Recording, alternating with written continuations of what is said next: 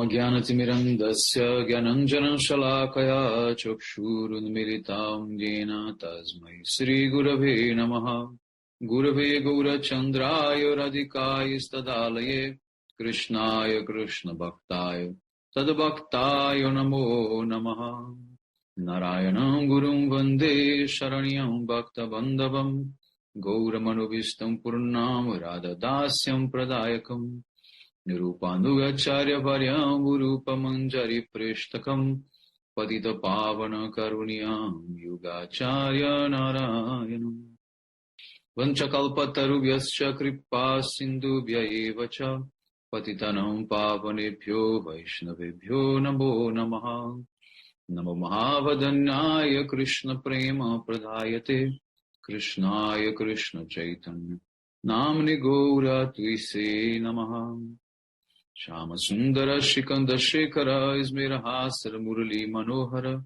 Radhikara Sikamam Kripanide Swapriya Charana Kinkarim Puru Tapta Kanchana Gaurangi Radhe Vrindavaneshwari Vrishabhanusute Devi Pranamami Hari Priye Vrindayi Tulasi Devi Ai Priyai Keshava Sacha Krishna Bhakti Prade Devi Satyavatyai Namo Namaha Shri Krishna Chaitanya Prabhu Nityananda Sri Advaita Gadadhar Sri Vasadi Gaura Bhakta Vrinda Hare Krishna Krishna Krishna Hare Hare Hare Ramu Ramu Ramu Hare Hare.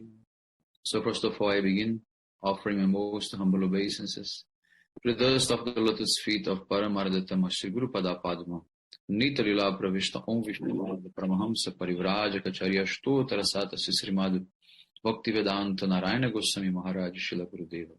And to my most beloved Shiksha and Sannyasa Guru Nita Lila Pravishta Om Vishnu Pada Shtota Rasata Srimad Bhakti Vijnana Bharati Goswami Maharaj, and to all Shri Rupanova Gauriya Guru Varga, to all Tridandi Sannyasis, Brahmacharis, Vaishnavas, Vaishnavis, and to all the assembled devotees here today, my most respectful obeisances. So by the causeless mercy of Srila Gurudeva and all Mahabhagavata Acharyas, we are able to assemble here one more time. So we'll continue with the verse 25. Dushila Durbhago Brido Jarurogi Adanopiva Patistribhirna Hatavyo Lokepshubhir Apataki. The women who desire a good destination in this life and in the next, they should never reject a husband unless he is extremely sinful and fallen. Even if he is weak, unlucky, old, stupid, sickly, or impoverished. So now the commentary of Srila Jiva Goswami Pada Vaishnava Toshani. So now the gopis are telling to Krishna, O Pandita, who is expert in giving instructions to others, we have abandoned our husbands in all respects. So what is the point in accepting instructions concerning their service? So Krishna was anticipating such type of answer from the gopis. Therefore he spoke this verse beginning with Dushila. So the husband, he may be full of defects, even the worst ones. But the wife should never give up it unless he is extremely bad. So considering this, how can you reject your husbands who are Brajavasis? And also, they have all the good qualities. The duty of those ladies who want a good destination in this world and in the next is to serve their husbands. Otherwise, they have to suffer in both worlds, this and the next. They are only allowed to reject the husband if he is fallen. But here in this verse, Krishna uses the word apataki, means not fallen. So pataka means one who performs sinful activities. One who is not sinful is called apataki. So in this way, the Smriti Shastras instructs that wives, they should serve the sinless husband, not the sinful one. It means, for example, those husbands who are having some extramarital relation, or they perform any type of sinful activity. For example, he eats meat, but the wife does not eat meat. If he uses drugs, or anyway, if he is performing this type of sins, then the wife can reject him. Or if he kills someone, this type of behavior should not be tolerated by the wife. Apart from this, she has to tolerate. So in this way, Krishna is saying to the gopis, there is absolutely no justification for you to reject your husbands because they are all Brajavasis and they have not even a trace of sin. But the gopis' bhava for Krishna is so fixed that they cannot shake their love in front of Krishna. But anyway, Krishna is putting all these arguments just to increase their eagerness. So this is the contrary mood. So now in the humble mood, Krishna is saying, actually, it is confirmed that I am your husband. So it is also proven that a husband is not to be rejected, even if he has bad qualities. So since I am your real husband, so you should never give up me, especially because I have so many kinds of auspicious qualities. So those gopas who consider themselves husband, they have actually all bad qualities and they are not your real husbands. So therefore you have to reject them. So in this way, this is how Krishna accepted the gopis' mood in the humble way. So now the commentary of Srila Vishwanath Chakravarti Thakur Sarartha Darshini. So the gopis, they might say, we have loving affection for you. Those husbands are uninspiring because they have an unsuitable, contrary nature. So why we should serve them?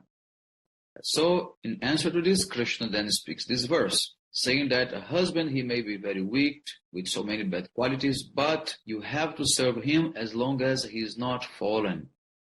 So the Smriti Shastra says that the woman should serve only the husbands who are in a good standard. The fallen husbands have to be rejected. In this way, Krishna also uses the word lokepshubi. Lokepshubi means that the women who desire the happiness of joining their husbands in other planets and also in other next births. So now the humble mood put by Krishna is that those ladies who desire some type of insignificant reputation or happiness in this world and the next, they should not give up their husbands who are somehow having bad qualities. Then Krishna says, but all of you have drowned in the ocean of my sweetness. So in fact, you already have rejected your husband long time ago. Now the verse 26. Aswargyam maya swasyam cha palgu krishram bhavayavam jugupsitam cha sarvatra hi ayopapatyam kulastriyaha. It is recommended for respectable ladies from good families it's not recommended for respectable ladies from good families to commit adultery. This type of bad behavior prevents them from reaching heaven. It also ruins their reputation and brings misery. So it is completely condemnable in every respect. So now the commentary of Srila Jiva Goswami Pada Vaishnava Toshani. So the gopis, they say, O Prince of Braja, we have kept your order on our heads, understanding that there is no justification for rejecting a husband.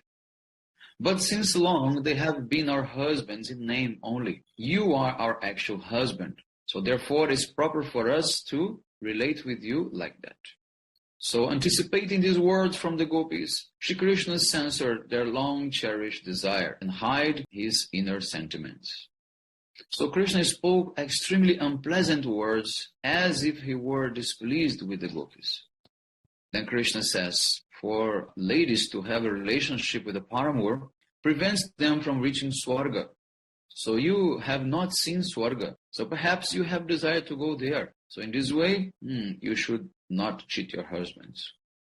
So an extramarital relationship not only destroys one's respectability, both present and future, but also ruins all of your past reputation. But the gopis, they might say to Krishna, no one will ever come to know of our affair as it is extremely confidential.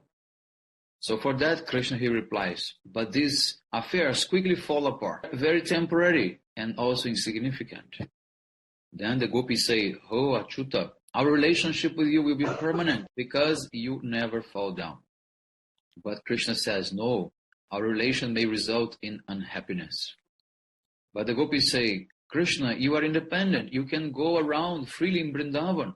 So union with you only gives pleasure and not misery.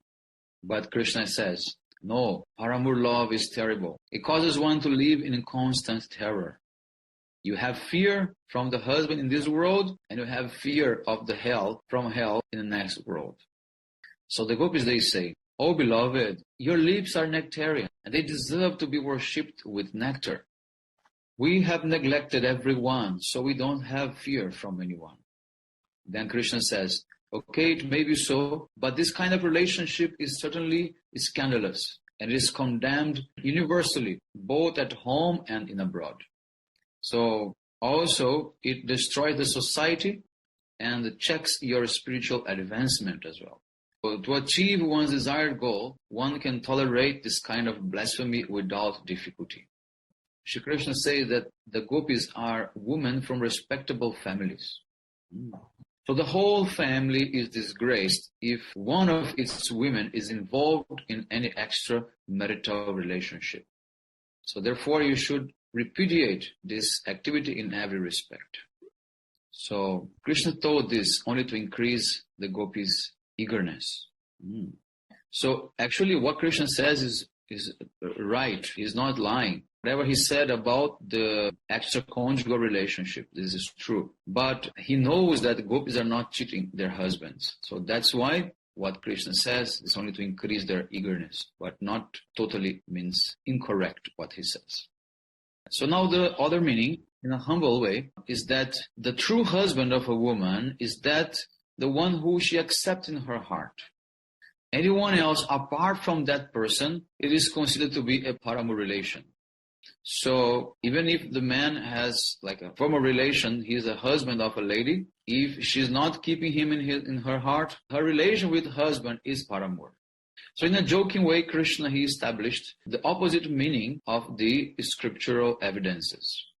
So Krishna takes the word upapati in a literal sense. Upa means near and pati means husband. So the husband who is near to the wife, who loves someone else, he is actually the paramour. So those who have this kind of upapati bhav, living with a legal husband who is actually not the real husband, is always actually full of faults and will never reach heaven. This type of husband should not be served. You have to serve me. So now the commentary of Srila Vishwanath Chakravarti Thakur. So Krishna is saying that it's natural that all of you have a type of affection for me, but a special affection mixed with lust is against the religious principle and should be rejected. So respectable women from good families, they should not derive any pleasure from any paramour relationship because this is completely condemnable. And it prevents someone to reach heaven and also harms one's reputation. But the gopis may say, okay, maybe this pleasure is very low, also illusory pleasure, but we enjoy it as the best of all pleasures. So Srila Vishwanath Chakravarti Thakur is saying that the obstructions created by husband is very painful, but according to the Rasa Shastra, this situation is the topmost situation. Also the poet Rudra, quoted in Ujjala Nilamani, also confirms this thing. So the lady's contrary mood, the rarity of a meeting, and her many rebuffs. Rebuffs means refuse and decline. Okay. And her many declines and her many refuses are the Cupid's most extraordinary weapons, which forces the lover to come under her control. So when pranaya, which means one stage of love, condenses and reaches then anuraga, very deep attachment arises in the heart. So therefore, the pain in the heart is experienced as joy. The suffering which comes for the meeting of the paramour, it feels like a pleasure. But the rules for society is to forbid completely any extramarital relationship because it brings fear in this life and also in the next life. But in the Vishnugupta Samhita, it is said that the heroine, when she finds obstructions in the meeting with her lover, then she have just few chances to meet with him. She feels actually great excitement in her heart. So according to this rule of Rasa Shastra, the restrictions of society is not unfavorable because it helps to create more pleasure for the lover. But it is totally condemned for noble ladies to engage in paramour relationship. So Krishna says that he concludes by saying that you will be extremely criticized if you have this type of relationship, and you may not care for it, but I care because I don't want to see all of you being criticized. So for this reason, it's better that you should go back to Braj. So now the meaning of the humble mood. So Krishna says, everyone knows that the paramour relationship is highly condemned, but in this regard, you have heard from Gargacharya and other authorities that I am like Narayana. So in that case, if I am like Narayana, so there is no problem for me to be your paramour. So actually our affair is to be praised because I am Parameshwara. I am beyond all kinds of auspicious and inauspicious actions. So this is the end of the commentary of Srila Vishwanath Chakravarti Thakur.